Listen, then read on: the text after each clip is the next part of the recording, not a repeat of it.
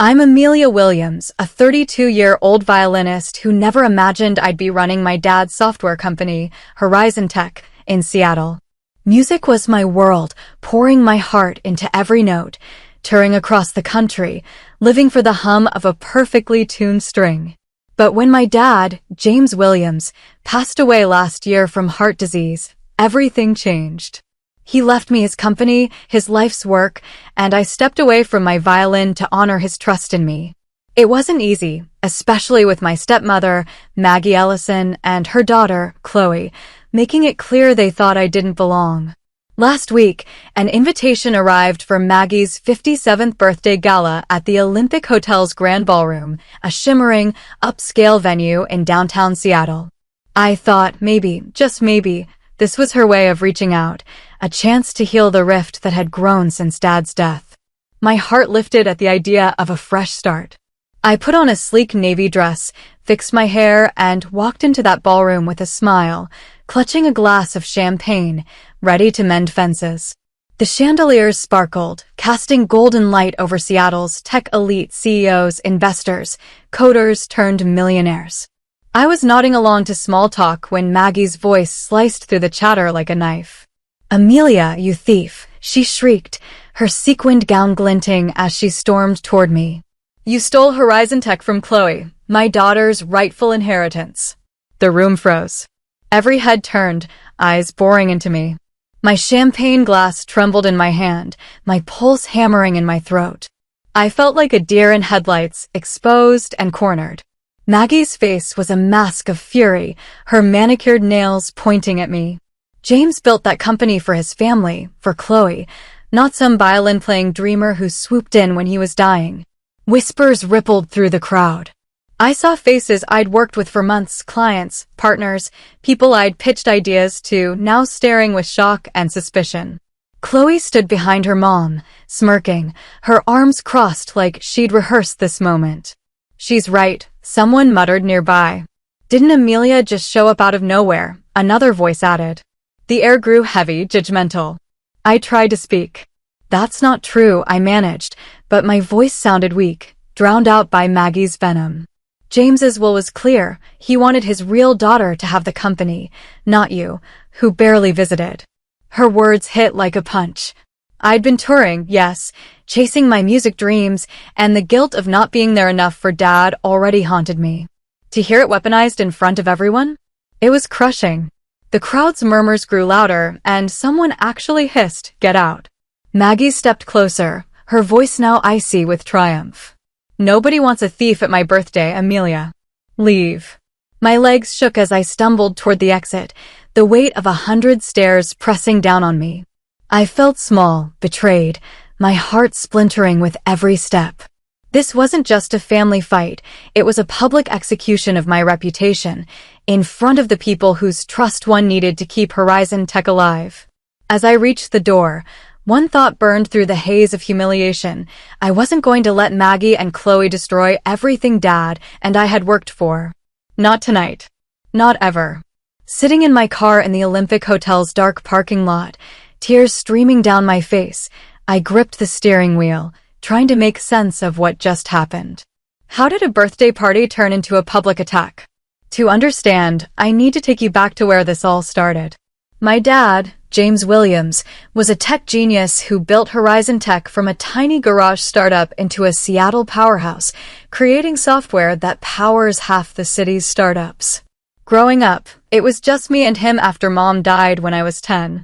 I found escape in my violin, pouring my grief into music, while Dad poured his heart into his company. When I was 14, Dad married Maggie, a glamorous socialite who swept into our lives with her 11-year-old daughter, Chloe.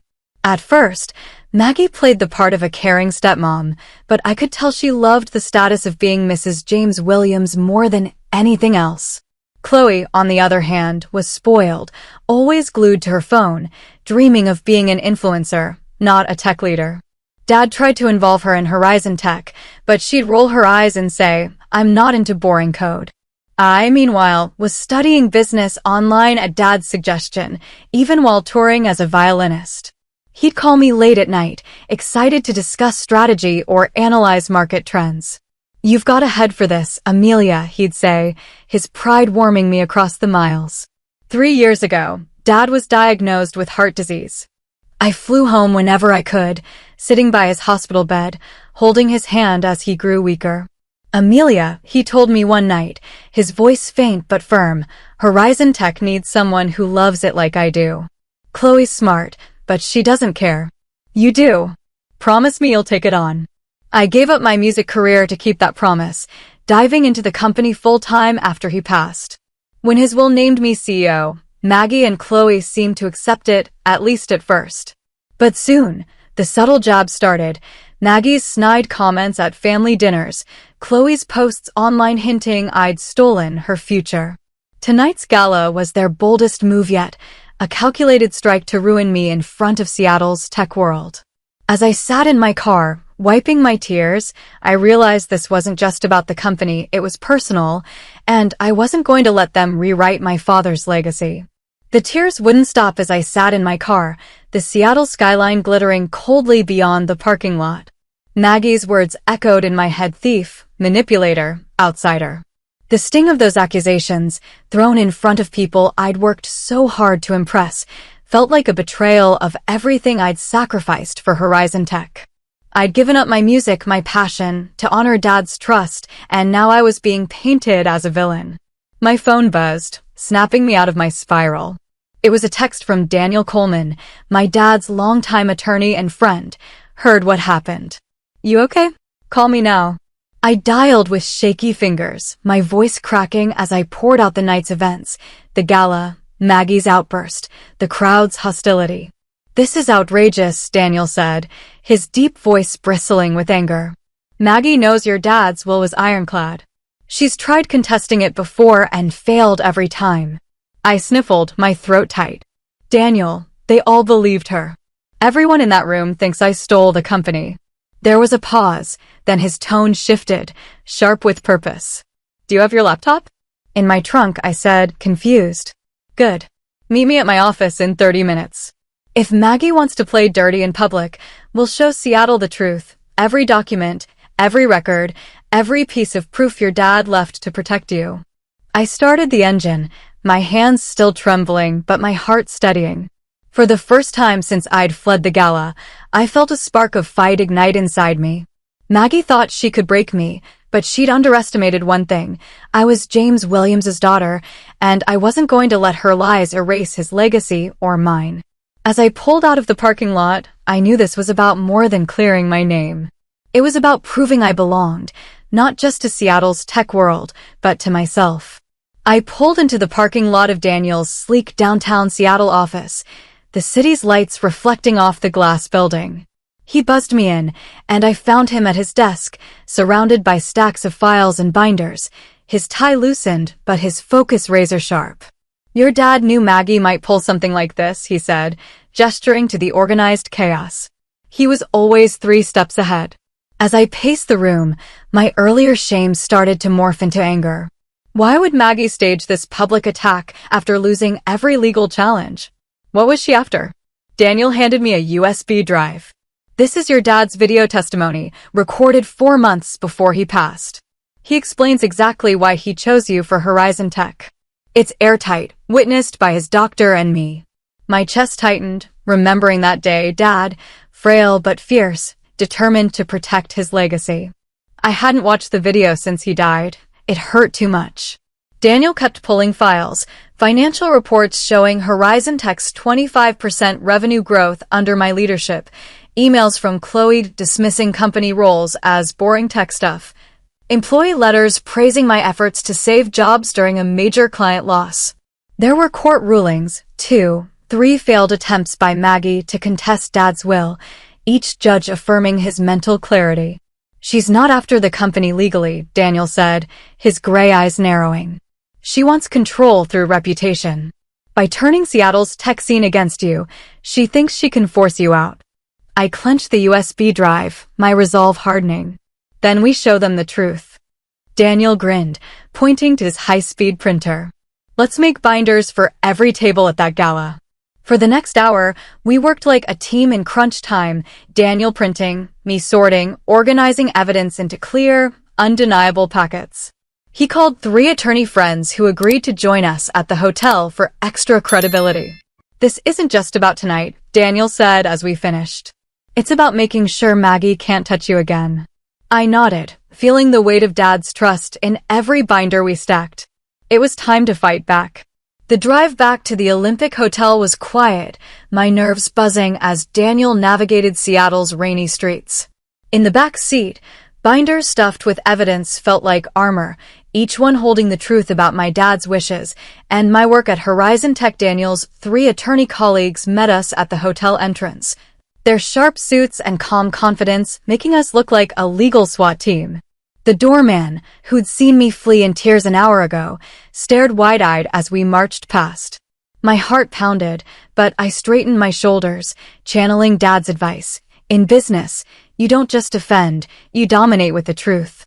Inside the ballroom, the gala was in full swing, glasses clinking, laughter floating, a jazz band playing softly.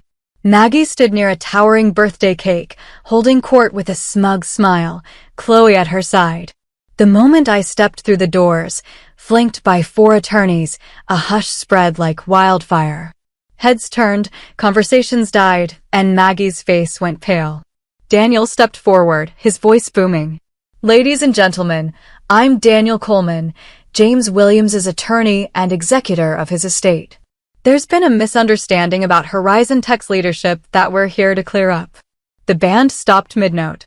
Every eye locked on us as Daniel's colleagues began handing out binders to each table, their movements crisp and professional. I felt the weight of the room's attention, a mix of curiosity and lingering judgment. Maggie whispered furiously to Chloe, but I didn't flinch. I was done running. As I walked toward the stage where the band sat, one of the musicians handed me a microphone. My hands were steady, my heart racing with a fire I hadn't felt before. This was my moment to take back my story and my father's legacy. I gripped the microphone, standing on the stage under the ballroom's dazzling chandeliers, facing a sea of Seattle's tech elite. My voice was steady, but inside, my emotions churned anger, fear, and a fierce need to set things right. 2 hours ago, I was called a thief. I was accused of stealing Horizon Tech, my dad's life's work, from my stepsister, Chloe. I was humiliated and booed out of this room. I paused, letting the words sink in. Some guests looked away, ashamed. Others leaned forward, flipping through the binders we'd handed out. My stepmother, Maggie, orchestrated that scene. I continued. "What she didn't tell you is that she's challenged my dad's will 3 times in court and lost every time." I nodded to Daniel, who projected court documents onto a massive screen behind me. "Those rulings are in your binders, page 3. They confirm my dad, James Williams, was fully competent when he named me CEO." The crowd murmured, pages rustling. Maggie started toward me, her face twisted, but Daniel's colleagues subtly blocked her path. "Before I say more, I want you to hear from my dad." Daniel plugged in the USB drive, and the screen flickered to life. There was Dad, frail from his heart condition, but sitting tall in his home office, his eyes sharp with purpose. Gasps rippled through the room. Many hadn't seen how sick he'd been. "I'm James Williams," he said, his voice steady despite his illness, "recording this on February 10th last year, with my attorney Daniel Coleman and Dr. Sarah Gwynn, who's certified my mental clarity." The camera showed them briefly before returning to Dad. "I'm leaving Horizon Tech to my daughter, Amelia," he said. "She's shown the passion and skill to lead it. Despite her music career, she's studied business, worked with me on strategy, and proven she understands this industry. My stepdaughter, Chloe, has had every chance to join the company, but has repeatedly said she's not interested." The video cut to a clip of Chloe at a family dinner, rolling her eyes and saying, "I'd rather die than work in tech." Another showed her declining a management role, calling it pointless. Dad's voice returned, "I love both my daughters, but Horizon Tech needs someone who loves it. Amelia does." As the screen went dark, the room was silent, the weight of Dad's words sinking in. I felt tears prick my eyes, not from pain but from pride.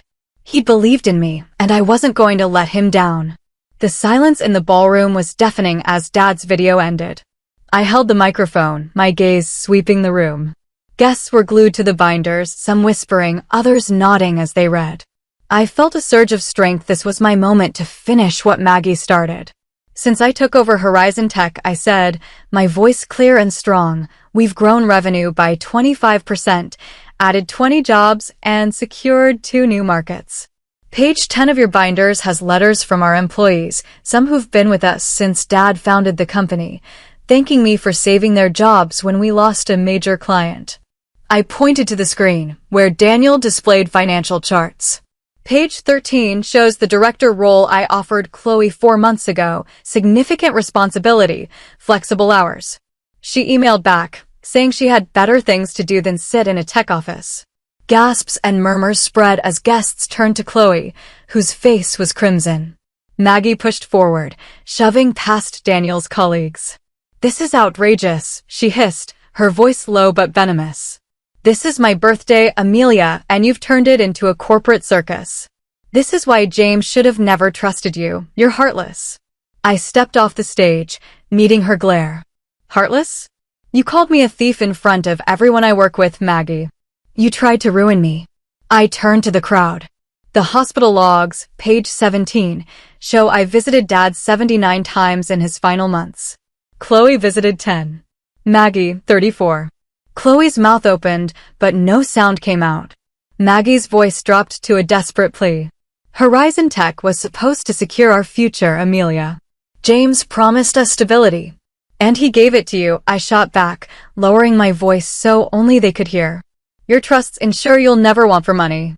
But Dad knew you'd run his company into the ground. The room's energy had shifted.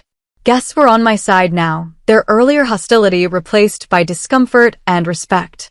A woman at a nearby table started clapping, slow at first, then others joined, the applause building. Maggie grabbed Chloe's arm, her face contorted with rage, and stormed toward the exit. This isn't over, she spat over her shoulder. I didn't flinch. The truth was out, and I wasn't alone anymore. As Maggie and Chloe disappeared through the ballroom doors, the tension in the air dissolved like fog burning off under the Seattle sun. The applause grew louder, and I felt a weight lift off my chest. For the first time that night, I wasn't the outcast. Daniel leaned over, his voice calm but firm. Any more stunts like this, Maggie, and we'll pursue sanctions for frivolous litigation. His words hung in the air, a final nail in her scheme. The guests, who'd booed me hours earlier, now approached with apologies. I should have questioned Maggie's story, said Laura Bennett, CEO of a key client. You've done right by Horizon Tech. Others nodded, flipping through the binders, their expressions a mix of guilt and admiration. I stood taller, shaking hands, accepting their words with a nod. I get it, I told them. You heard a one-sided story. I'm just asking you to look at the evidence now. The jazz band started up again, and the gala resumed, but the vibe was different. People sought me out, asking about Horizon Tech's latest projects, offering partnerships. It wasn't just about clearing my name, it was about proving I was the leader Dad knew I could be. As I moved through the crowd, Daniel gave me a proud nod. Your dad would have loved seeing this, he said. My heart swelled. For the first time, I felt like I wasn't just carrying his legacy, I was building it. 6 months have passed since Maggie's gala imploded, and it's like I stepped out of a storm into clear skies. That night changed everything, not just for Horizon Tech, but for me. Seattle's tech community, once skeptical, now sees me as a leader. After the gala, Laura Bennett's company tripled their contract with us, and 2 hesitant clients signed long-term deals. We've hired 35 new employees and opened a second office in Portland. Horizon Tech isn't just surviving, it's thriving, and I'm proud to be at the helm. Then there was Chloe. 2 weeks after the gala, she showed up at my office, looking nervous, her usual confidence gone. I need a job, she said, twisting her hands. Mom burned through her savings on those lawsuits, and my trust from Dad doesn't kick in for years. I searched her face for a catch, but all I saw was someone backed into a corner. Against Daniel's advice, I offered her an entry-level role in our marketing team. To my shock, she took it, and she's good at it. Chloe's got a knack for social media campaigns, and while we're not close, there's a mutual respect growing. It's not the sisterhood I once hoped for, but it's something. Maggie, meanwhile, left Seattle for Scottsdale, chasing some new socialite dream. We haven't spoken, and I don't expect we will. Her absence feels like a fresh start, a chance to focus on what matters, building Horizon Tech and honoring Dad's vision. Every day, I'm proving he was right to trust me, and that feels like a victory bigger than any gala. Running Horizon Tech has changed me in ways I never expected. For years, my violin was my voice, my way of navigating a world that felt too big after Mom died, too complicated after Maggie and Chloe entered it. When Dad got sick, I thought stepping away from music was a sacrifice, a temporary pause to keep his company alive. But leading Horizon Tech has lit a fire in me I didn't know I had. Solving problems, creating jobs, driving innovation, it's as thrilling as hitting every note in a perfect performance. I still play my violin late at night, the notes softer now, more for me than an audience. Music's still part of me, but it's not all of me anymore. Last month, I did something Dad would have cheered for. I launched the James Williams Foundation, bringing tech and music education to underserved schools across Washington.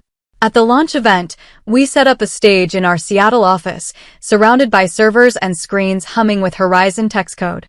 I played Dad's favorite Vivaldi piece on my violin, the notes soaring above the tech we'd built together. As I played, I felt him there, his pride, his trust, his love. I realized inheritance isn't just about a company or a title. It's about carrying forward the best of someone you love while adding your own spark.